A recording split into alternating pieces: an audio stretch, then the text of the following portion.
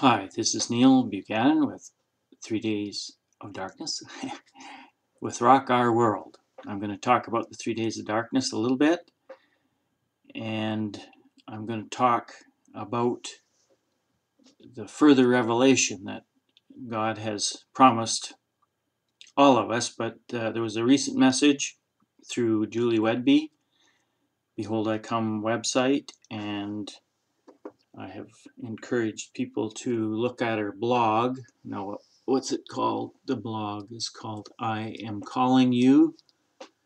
Look it up on either Google or Internet Explorer. And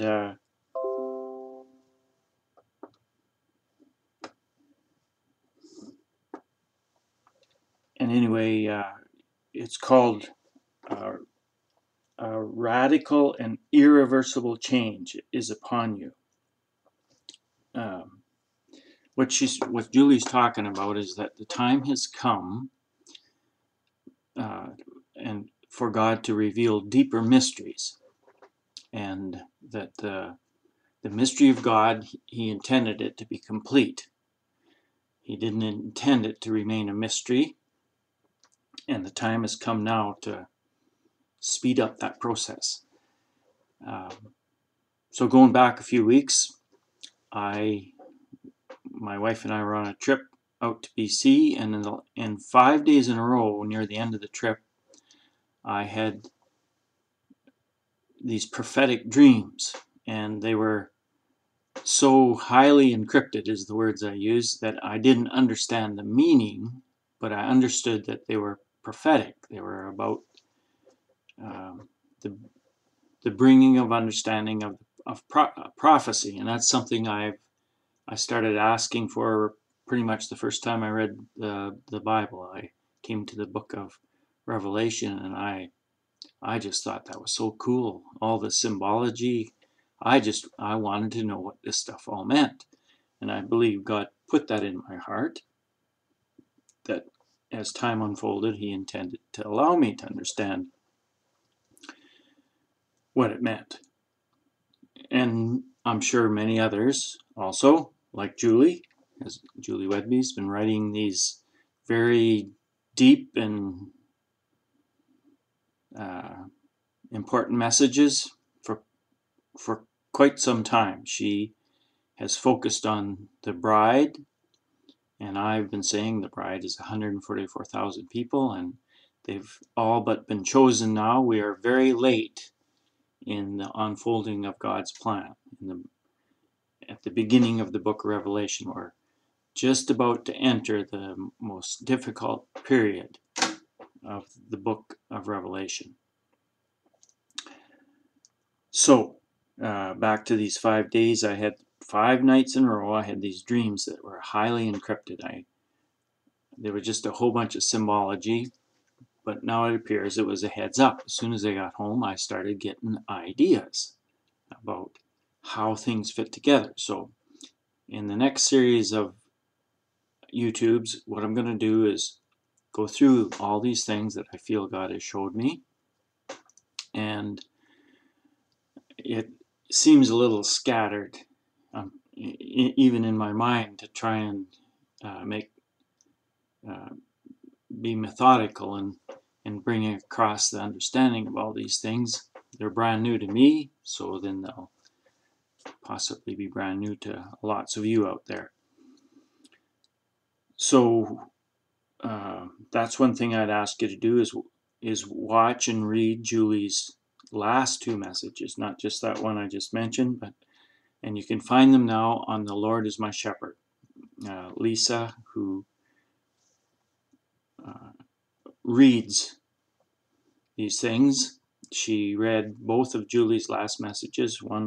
This one came on June, I'm going to say it was June 28th, The Lord is My Shepherd. She posted this from Julie, and it had been released somewhat earlier, I think maybe June 13th. Now, the next thing I'm going to do is point you to a teaching I did at the little church that we're going to, called His Way Ministries. And you can find it on Something's Coming. And coming doesn't have a G on the end. So I'll write these things in my commentary, but just write Something's Coming, missing the G.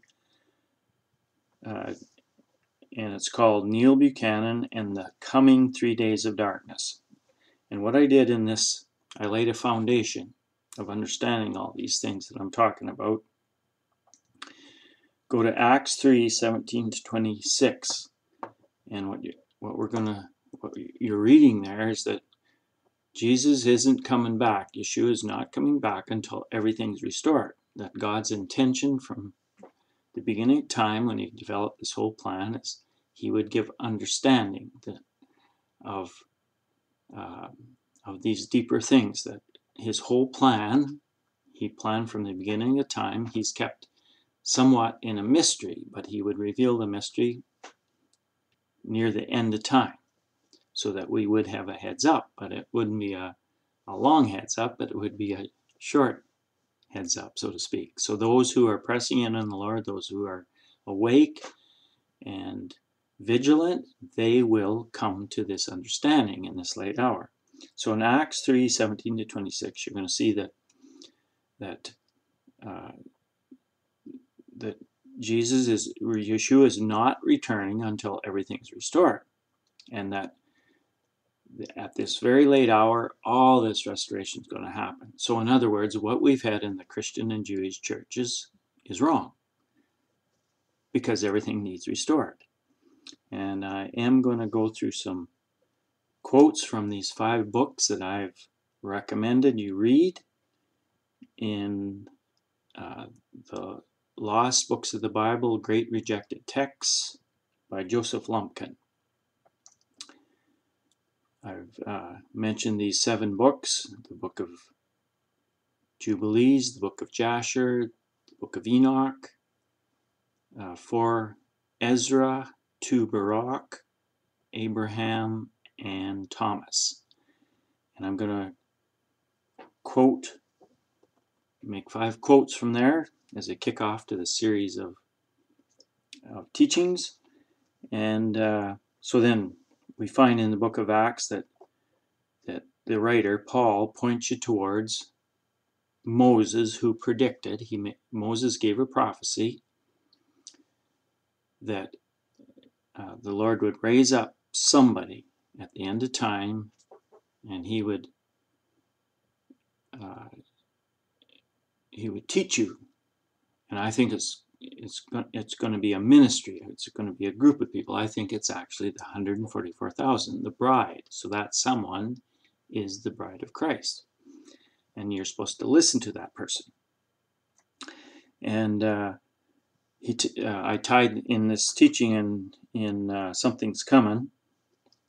What I did is I tied that together with Malachi, where Jesus said he would send he would send Elijah, the prophet, just like he sent John the Baptist, and that he would turn the hearts of the fathers to the children, children to the fathers. And this keeps coming out over and over and over, that we need to restore the Torah, or the teachings and instructions, which is often called the Book of Moses, or the Torah of Moses, or just Moses. But these teachings that God has given us right from the beginning of time, he gave the same teachings to Adam and Eve, and to Enoch, and to Noah, and Abraham, Isaac, and Jacob. And then the last time he gave them to us was at Mount Sinai, or Mount Horeb, through Moses. And we have been taught, well, that's when it was introduced. No, that was the last time it was introduced. It's been introduced right through time. God taught all of his main characters throughout history, the Torah, the teachings and instructions of Moses. This is key to what we're doing here at the end of time. That we got to dispel the lie that Satan gave the church, that Jesus did away with the Torah, or the law, that is and was and always has been and always will be a lie.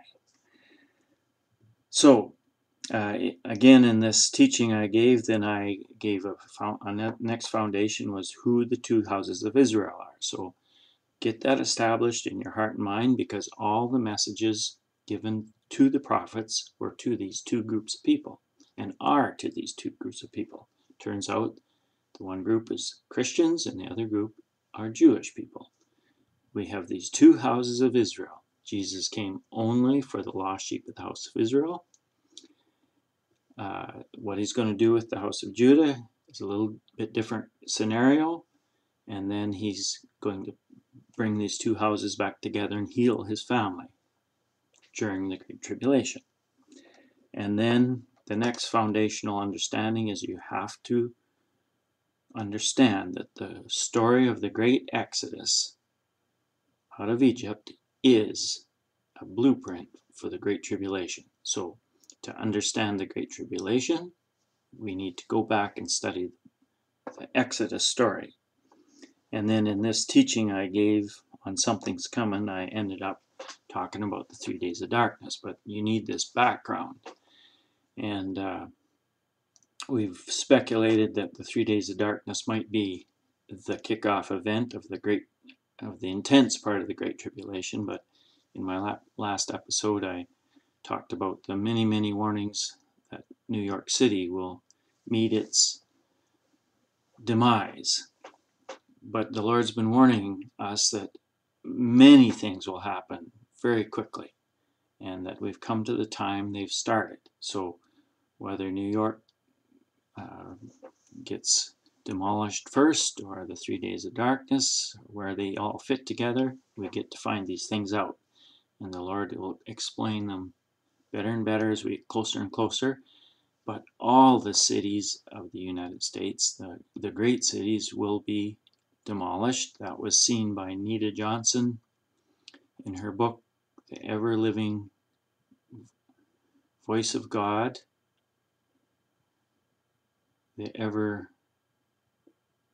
I might have that title a little wrong. I'll write these things in my commentary.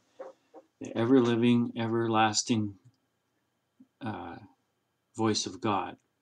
Anyway, that was about 50 years God gave this vision to Nita, and she saw all the great cities of the United States leveled into a pile of rubble. So this is an ongoing warning, and we are getting closer and closer all the time. How close? Get prepared now. Then you're ready. You're ready all the time if you're prepared now. That's the message the Lord's giving us. I suspect we're going to see greater and more intense things as this summer unfolds. We are already. The Lord has warned us we're losing this year's crop, and that's in process. As we get storm after storm rolling across our prairies up here in Canada, and much of the U.S. farmland is underwater. So our crop is not looking good. And hopefully people are preparing. There's been many, many warnings. Get some food set aside, non-perishable food. Stock up some food and get some just basic survival supplies on hand. The time is short. When? We're going to find out. Now, what I want to do, I want to go to this set of books I've just talked about, these 7 books I've recommended many, many times. And I'm going to read some excerpts to lay a foundation of what I'm going to go through. So here's the first one, and it is Enoch 105, 9 to 13. Do not the godless in your hearts, and do not be godless in your hearts, and do not lie, and do not change the words of righteousness, nor say that the words of the Holy Great One are lies, nor praise or rely on your idols, for all your lying and all your godless come not from the righteousness, but leads to from great sin. That is, those are in brackets, so they're trying to explain a little better what's being said. And now I know this mystery, that sinners will alter and pervert the words of righteousness in many ways, and will speak wicked words, and lie, and practice great deceits, and write books concerning their works.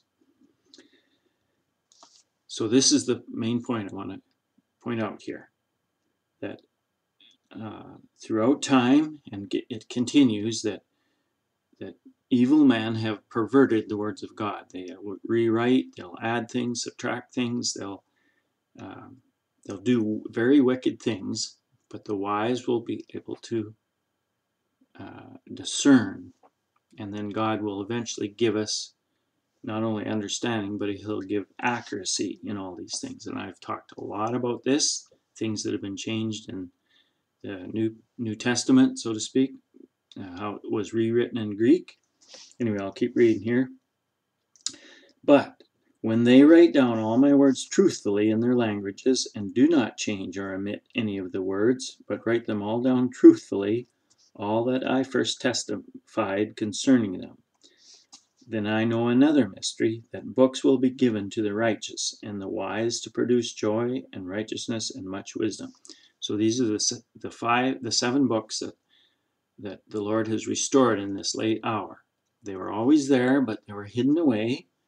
And bear in mind that some of them have had details changed by wicked people. So don't get tripped up if you find a inconsistency. And I will point these out in just briefly.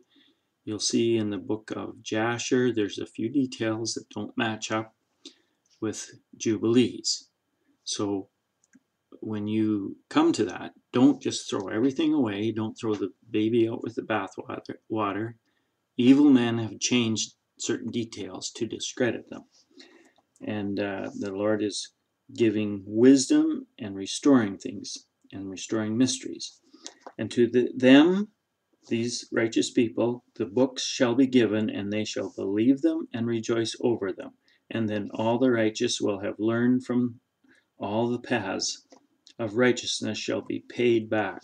That's a little bit awkward, but if you get a hold of this book and read these things and meditate on them, mull them around, you will come to see the main point, anyway, of what's trying to be said.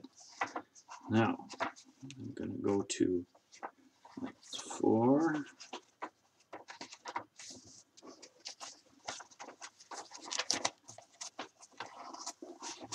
Sorry about this. This is a little scattered, but okay. My second one is 4 Ezra 15:8-14.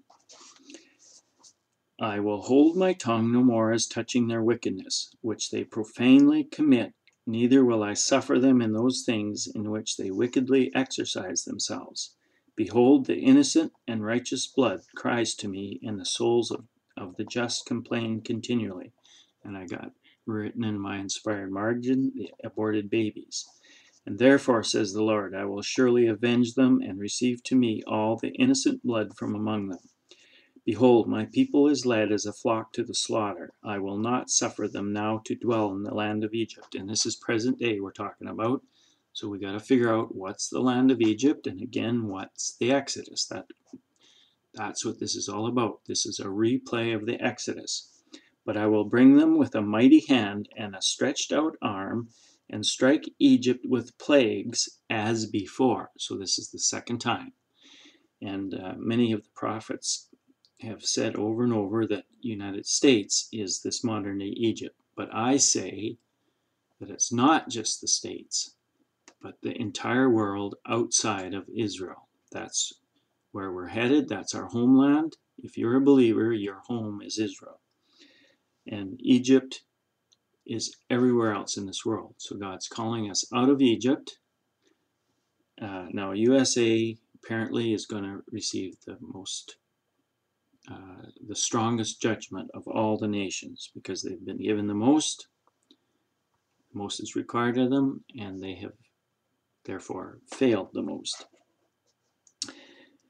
So I will strike Egypt with plagues as before, like the first time, and will destroy all the land thereof. Egypt will mourn, and the foundation of it will be smitten with plague and punishment that God will bring upon it. They that till the ground, that's us farmers, I'm a farmer, will mourn for their seeds, will fail through the blasting and hail, and with a fearful constellation. Now that's a reference to Planet X, Nibiru, that is well on its way, and it's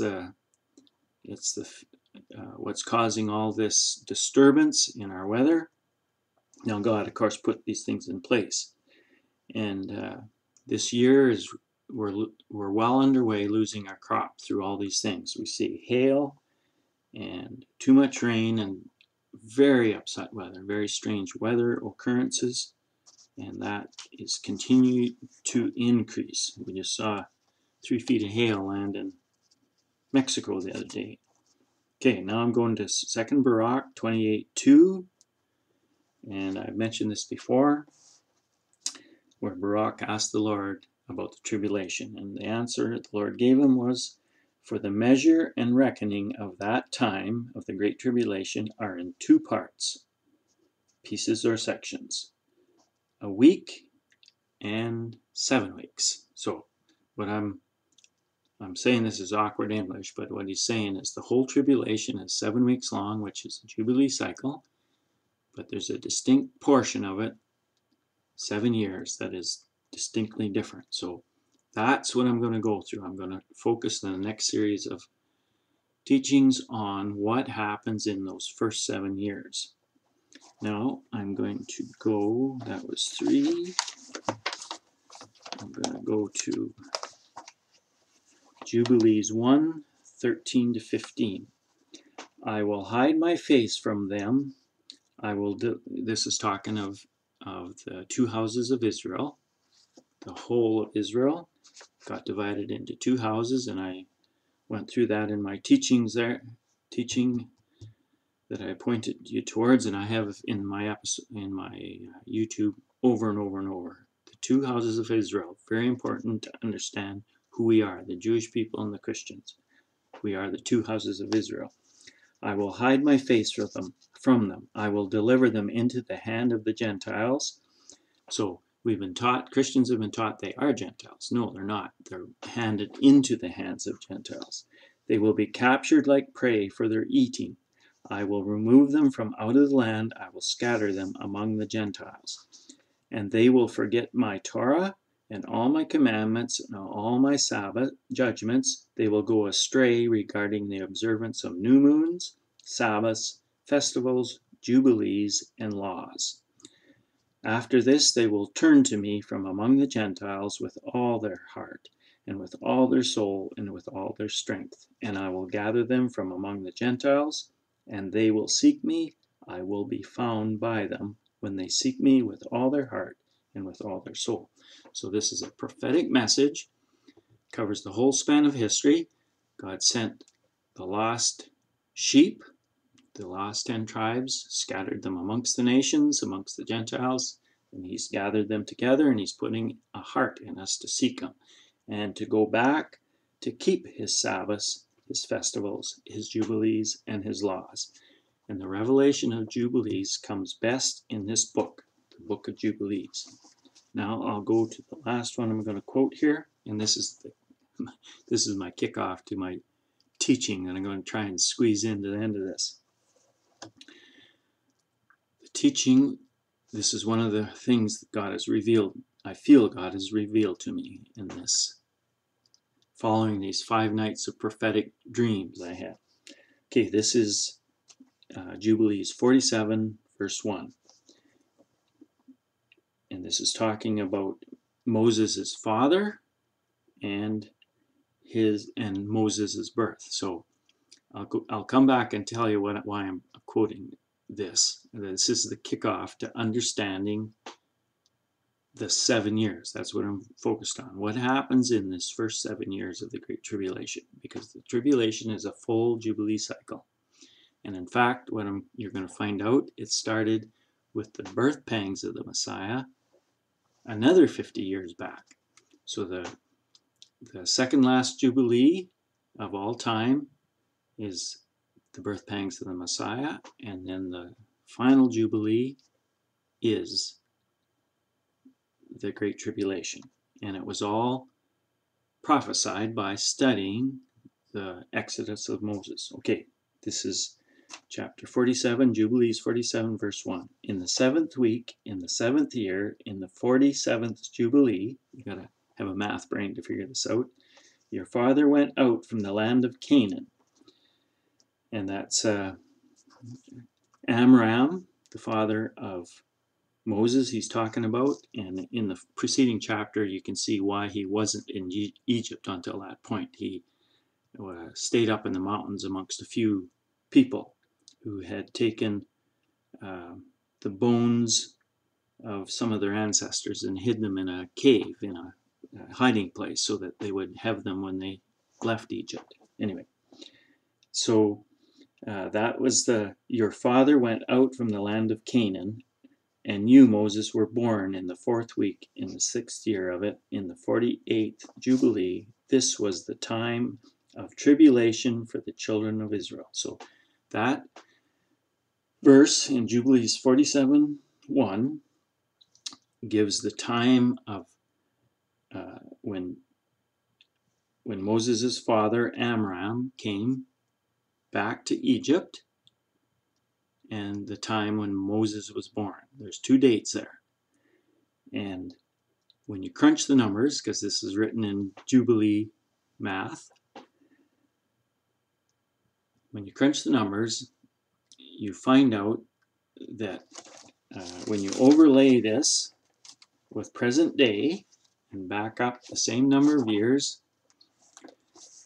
you'll find that just like it said, this was the beginning of the Great Tribulation for the children of Israel. That the day that Amram came back, or the year that Amram came back to Egypt, and it says the tribulation started, was the event of World War I, and when Moses was born was the event of World War II. So I'm going to expand on that further, because there's all kinds of amazing things that you find out when what God did is he challenged me to take the story of the Exodus in all 3 accounts. The story is the history, the record of the history of those events were written in not only the book of Moses, but the book of Jubilees and the book of Jasher. So we have 3 accounts of the Great Exodus, and all of them contain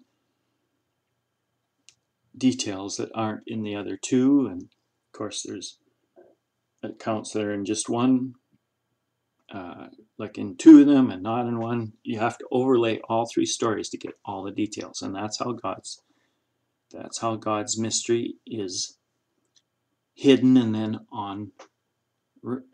revealed, is by taking all the information on a topic to get all the details. So this was a challenge, and I just read them briefly 1 or 2 times in the past, but now reading them and studying them, I see all kinds of amazing things. So that's going to be my introduction. The birth of Moses, and the return of his father to Egypt. There's 2 dates given there, and it states very clearly this is the beginning of the tribulation of the children of Israel. So what God is doing, he's giving us a prophecy of what's going to happen in the last days. Now, I'm only going to touch on this briefly, so I'll have to expand on these in this series of YouTubes I'm going to do, but I feel God has showed me who the 2 witnesses are. And this, the ground I'm laying has to be, again, who are the 2 houses of Israel. When we first learned this, we were amongst the Messianics. The Messianic movement, I'm going to say, restored more truth than any other movement of God. But it quickly went from one ditch of Christian tradition across the road of truth into the other ditch of Jewish tradition very quickly. So it was a very brief move of God, the Messianic movement. It became the messy movement very quickly, as many jokingly say. But when we were in the middle of the road, there was a great deal of truth restored, and that was one of them, who the two houses of Israel are. I've pointed you towards Eddie Chumney and his book, Restoring the Two Houses of Israel, and Batcha Wooten's Who is Israel? And it's important to get that solid in our hearts and minds, who the two houses of Israel are. The 10 lost tribes are Christians, and their history is spelled out in our record of God's Word. And then the Jewish people have kept their identity. They're just the 2 tribes of Judah and Benjamin. And then Levites are mixed amongst all the tribes. So what we end up with is two houses who are the 2 witnesses. This is the revelation I'm referring to. And they're made up of 114,000 Christians and 30,000 Jewish people. These are the hearts that the Lord has found. He's searched through the whole earth to find these 144,000. And according to Julie, that task is just about completed, or is completed. And who they are, they may not know yet, but they should be getting, at least some of them are getting ideas of what their role is. Now read Julie's 2 messages, the last 2 ones, to get a little better explanation of what I'm talking about. I hope I'm amongst the 144,000, and that is the bride of Christ, and I hope you are too, and I am getting a vision of what my job is. Anyway, that's I'm going to expand on this, but the 2 witnesses are these 2 houses of Israel, and they are the bride. So in other words, the 2 witnesses in Revelation are the 144,000, and the 2 witnesses they're talking about is the house of Judah and the house of Israel. One testifies, the Christians testify that Jesus, or Yeshua, is the Messiah, and that He's the only way to salvation through His shed blood. And then the other house, the house of Judah, their testimony, and they testify, their witness is that the Word of God is true. And neither of us have the other's revelation. Christians do not believe God. They do not believe the Word of God. The Jewish people do not believe that Jesus was and is the Messiah. And once we receive each other's revelation, we will be complete. And that's what God intends to do as this Great Tribulation begins to unfold, is He's bringing the 2 houses back together, and He's doing it and calling us the 2 witnesses. And if you'll notice in Revelation, God says that they're clothed in sackcloth. And to get a revelation of what that means, go back to the Rosetta Stone of the Great Tribulation that I referred to, the vision God gave through Rick Joyner. Rick Joyner had very little to do with this vision. The Lord just kept telling him, quit mixing your own theology in it. It's wrong. And write the vision down the way I gave it to you. And in that revelation, in the first great battle, which is the kickoff of the Great Tribulation, that is very, very close, right ahead of us, in that first great battle, virtually all the warriors of God are defeated. And the reason the few that are ready for this first great battle, or feel they're ready, they have their armor on and their weapons and they're all primed, the reason they failed is because of pride. They didn't put on their cloak of humility. So that's why it says in Revelation that these 2 witnesses are clothed in sackcloth. They have learned to walk in humility. And that's our greatest enemy. Once you have the truth of God, your greatest enemy is pride. So I see I'm to the end of my time, so I'm going to expand on all these things. I'm going to examine the first 7 years of the Great Tribulation, from the Exodus of Moses and the Exodus of Jubilees and the Exodus of Jasher. All 3 accounts have a variety of details. You have to put them all together, and you start getting a picture of how this first 7 years unfold. We know what happens the last 42. And that's the wander through the wilderness and the 2 years of space from the time Moses first talked to Pharaoh till when the plagues started. So I'm going to expand greatly on my rough explanation of how 50 years of tribulation unfolds. I've said to this point it's 10 years of plagues and 40 years in the wilderness. That's close to wrong. It's very vague. So now I'm going to fine tune it to 7 years and 42 years. And then, of course, the year of Jubilee is not counted. And that'll be the year we cross the Jordan for the second and final time and enter the land of Israel. And those people that make it will be the guests of the wedding supper. So anyway, I know I just open things, so I will greatly expand in the time, in the whatever number of episodes it takes to fulfill this project. See you next time.